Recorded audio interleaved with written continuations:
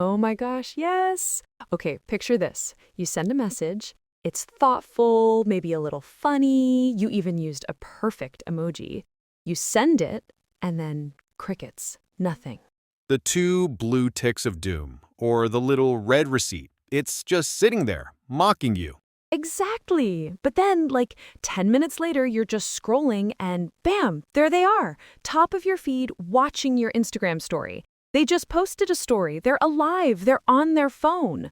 Right. They have the time to tap through a dozen of your little life updates, but not to type out LOL and hit send. It is the most maddening modern day phenomenon. And it makes you ask, like, why? Do they not like me? Are they sending a message by not sending a message? Why do they ignore my direct messages but watch my stories? That's what we're decoding today. It really comes down to a fundamental concept in psychology and user experience, actually. It's the difference between passive attention and active engagement. And it's not just romantic interests either. It's friends, family, colleagues. It's this universal digital body language that we're all trying to decipher. Okay, break that down. Passive versus active? So, watching a story is the ultimate low effort, passive activity. You open the app, you tap, tap, tap. Your brain is consuming content without any real obligation. It's like flipping through channels on a TV. There's no expectation for you to do anything. Right, you're just a viewer, a silent observer in the background. Exactly. But a direct message, that's a different beast entirely. A DM is a direct conversation. It demands a response. It requires active engagement. It's a task. It is. Your brain sees that notification and immediately calculates to cognitive load. It thinks, okay, I have to read this, understand the context, formulate a reply, consider the tone, type it out, and then deal with a potential follow-up message. Oh, God, that's so true. Compared to just tapping a screen with your thumb while you're half watching Netflix, it's a huge difference in mental energy. An enormous difference. So someone could be, mentally drained from work or just not in the headspace for a conversation, but they still crave that little bit of social connection or distraction. Stories provide that without any of the associated pressure. It's connection without commitment. Connection without commitment. Wow, that's the tagline for half the internet, isn't it? That's such a good phrase for it, and it explains why someone can look at, say, a story about your cat, your lunch, and a random thought you had, but they can't answer a simple question like, "Are you free on Friday?" The story is a broadcast, it's one to many. The message is a conversation, it's one to one. It's like the difference between being an audience member in a theater versus being an actor on stage. As an audience member, you just have to watch.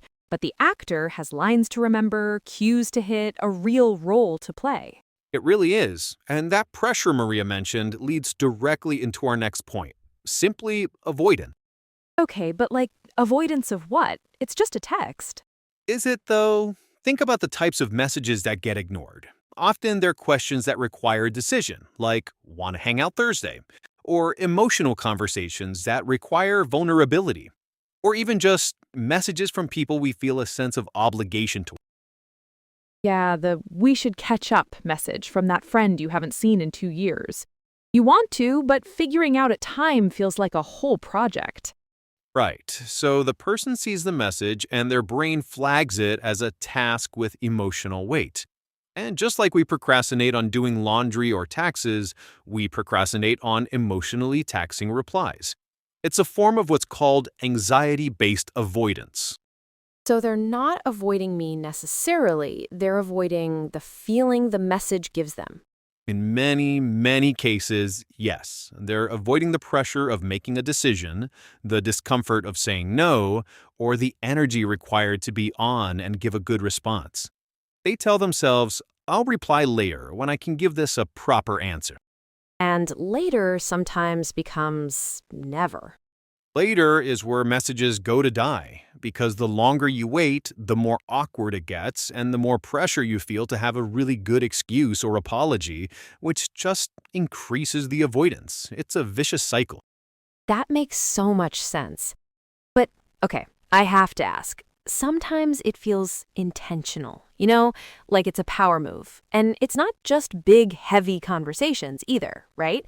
It can be tiny things. I feel like sometimes people avoid a message just because it represents any kind of demand on their time. Well, you're not wrong. That brings us to let's say, the darker side of this behavior, the power and control dynamic. Knew it. In any social interaction, the person who is less invested or appears to be less invested holds more power. Replying instantly to every message signals high interest and availability. Right. It can come off as needy. Unfortunately, yes, whereas taking your time or ignoring a message outright, that creates a dynamic of scarcity and curiosity. The sender starts to wonder, what are they doing? Why aren't they replying? Who are they with? And it makes you want a reply even more. It's like the person's perceived value goes up because their attention is scarce. It's so messed up. It's classic supply and demand. By making their response a limited resource, they increase its value. Now, some people do this completely unconsciously. It's just their attachment style or their natural communication pattern. But some people, But some people are very aware of this dynamic. They use delayed replies as a tool to maintain control, to keep you guessing, and to ensure they have the upper hand in the relationship, whether it's romantic, platonic, or even professional. so letting you watch their story is like a breadcrumb. It's a way of saying, I'm here, I see you, but I'm not giving you the full validation of a reply. Keep chasing. That's a perfect way to put it. It's a low investment way to keep you on the hook. It maintains a connection without ceding any control. Okay, so we've got low effort versus high effort, we've got avoidance, and we've got power plays. It feels like there's one more piece, like the actual brain science of it all, the addiction to the scroll. You're talking about dopamine, and you can't discuss social media behavior without it. Think of Instagram or TikTok stories as a slot machine. Okay. Every tap is a pull of the lever. You don't know what you're going to get. It could be a boring selfie, a funny meme, a beautiful vacation photo, or an update from your crush. This is called a variable reward schedule, and it's highly addictive. Each tap gives your brain a tiny, unpredictable hit of dopamine, the pleasure chemical. So your brain is just chasing that next little hit, that next interesting story. Precisely. It's easy, it's fast, and it's rewarding. Now, compare that to a message. A message isn't a slot machine, it's a work assignment. It triggers the parts of your brain associated with planning, social cognition, and responsibility. There's no dopamine hit in answering, what are you up to later? Not initially, no. The reward, the social connection, is delayed. So when someone's on their phone, their brain is often in this dopamine-seeking, low-effort mode. Tapping stories feeds that mode.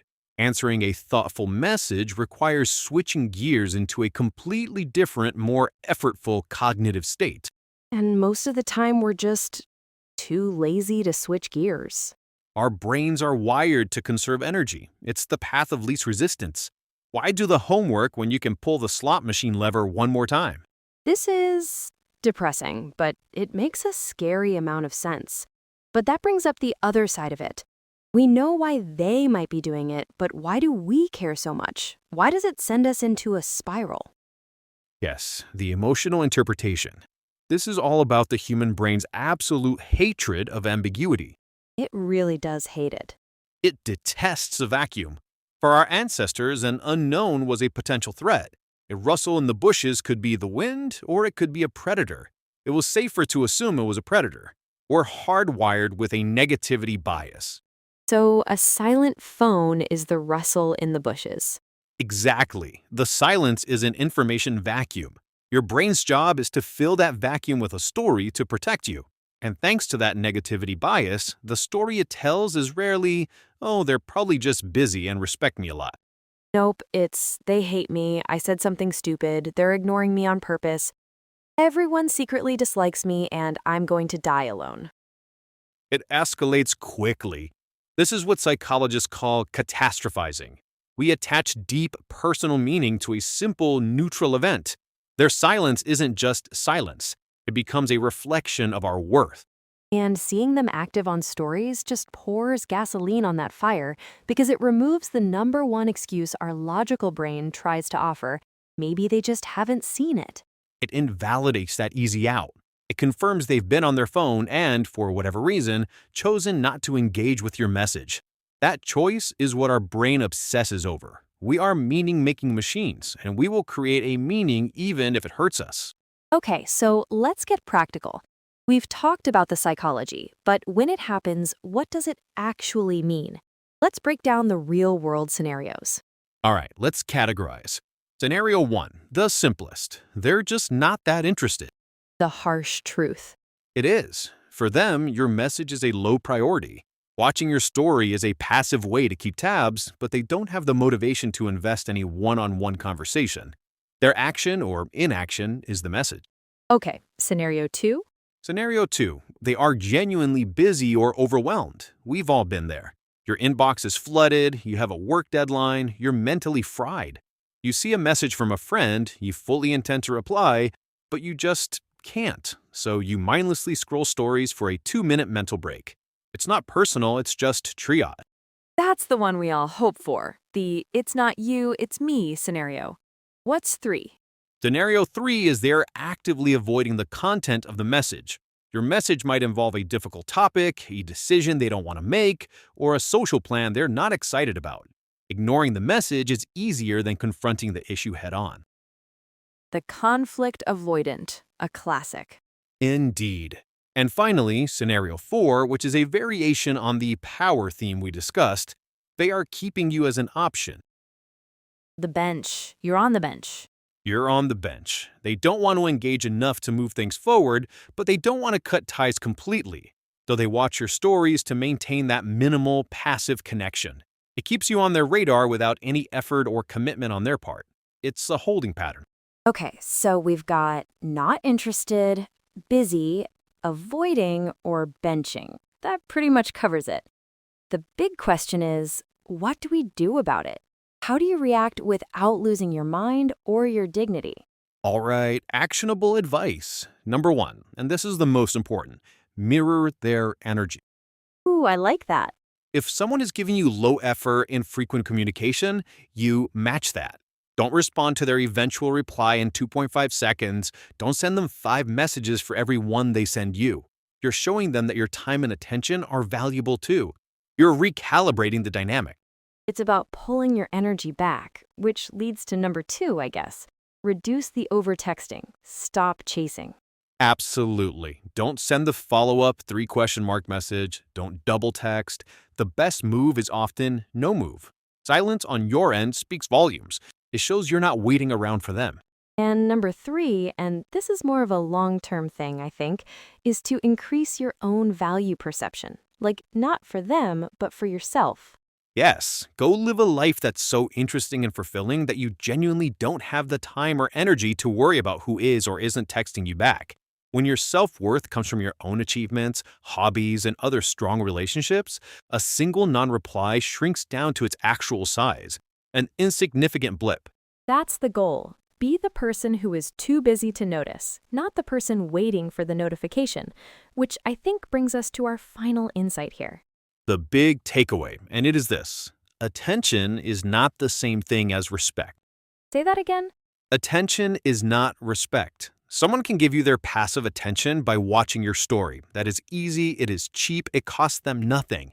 Respect is shown through active engagement, through thoughtful replies, through making time for you, through direct communication. So we need to stop accepting the breadcrumbs of attention as if they're a full meal of respect. That's it. This isn't about playing games. It's about establishing boundaries and recognizing your own worth. Your value is not dictated by someone else's response time. You deserve to interact with people who are excited to talk to you, not people for whom replying is a chore. So next time you're left on red, maybe the best thing to do is just put your phone down and go be awesome. Let them watch from the sidelines. A perfect closing thought. That's all the time we have for today on The Behavior Code. I'm Gabriel. And I'm Maria. Join us next time as we decode another piece of the human puzzle. Upbeat outro music fades in.